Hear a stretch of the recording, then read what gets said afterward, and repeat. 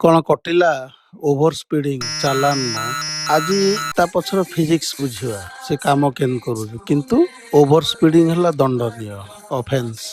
ତ ସେ ଯୋଉ ଆମର ଯୋଉ ଇ ଚାଲାନ ଆସୁଛି ଓଭର ସ୍ପିଡିଂ ରେ ସେଟା ଯୋଉ କ୍ୟାମେରାଟା ଲାଗିଛି ଆକ୍ଚୁଆଲି ସେଟାକୁ ଆମେ କହୁଛେ ସ୍ପିଡ ଏନଫୋର୍ସମେଣ୍ଟ କ୍ୟାମେରା।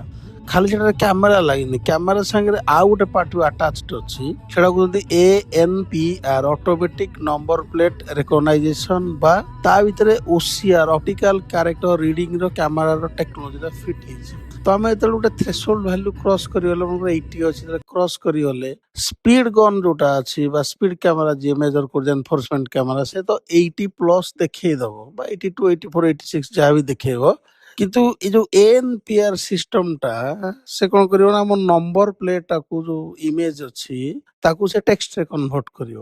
କନଭର୍ଟ କରିକି ଇନଷ୍ଟାଣ୍ଟଲି ସେ ତାର ଡାଟାବେସ୍ ସାଙ୍ଗରେ କନେକ୍ଟ ହୁଏ। 2-3 ମିନିଟ୍ ଭିତରେ ଆପଣଙ୍କ ପାଖକୁ ଆପଣ ମୂଲ୍ୟବାନ ଇ ଚାଲାନଟା ପଳେଇ ଆସେ।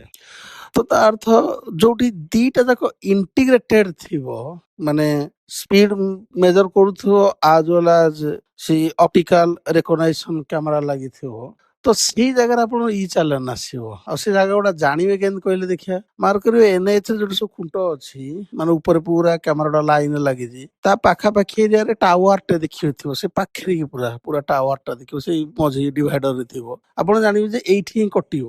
କିନ୍ତୁ କିଛି କିଛି ଜାଗା ଅଛି ଯୋଉଠି କି ସେମାନେ ଟ୍ରାଫିକକୁ କଣ୍ଟ୍ରୋଲ କରିବା ପାଇଁ ବସ୍ ସ୍ପିଡ ଫ୍ୟାକ୍ଟରଟାକୁ ଦେଖନ୍ତି ଯେ କେତେ କଣ ସ୍ପିଡ ଅଛି କଣ ମେଜର କରିବା ପାଇଁ, ସେଗୁଡାକରେ କେବଳ ଇଣ୍ଡିକେସନ ଥାଏ। ଆଉ ଗୋଟେ ଜାଗାରେ ବି ଦେଖିବେ ଯେ ସେ ଯୋଉ ଜଙ୍ଗଲକୁ ସାଇଡ କରିକି ବସିଥିବେ ଆମ ମଙ୍ଗଲ କରିବା ପାଇଁ, ଇଣ୍ଟରସେପ୍ଟର ତାକୁ କୁହନ୍ତି। ସେ ଇଣ୍ଟରସେପ୍ଟରଟା ବି ବହୁତ ଦୂରରୁ ଆକ୍ଚୁଆଲି କ୍ୟାଚ୍ କରିଦବ।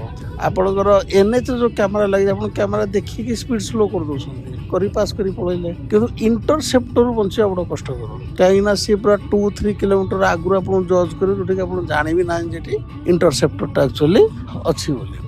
କିନ୍ତୁ ଲାଷ୍ଟରେ ବି କହୁଛି ଓଭର ସ୍ପିଡିଂ ଇଜ ଡେଞ୍ଜରସ୍। ଧନ୍ୟବାଦ, ଜୟ ଜଗନ୍ନାଥ।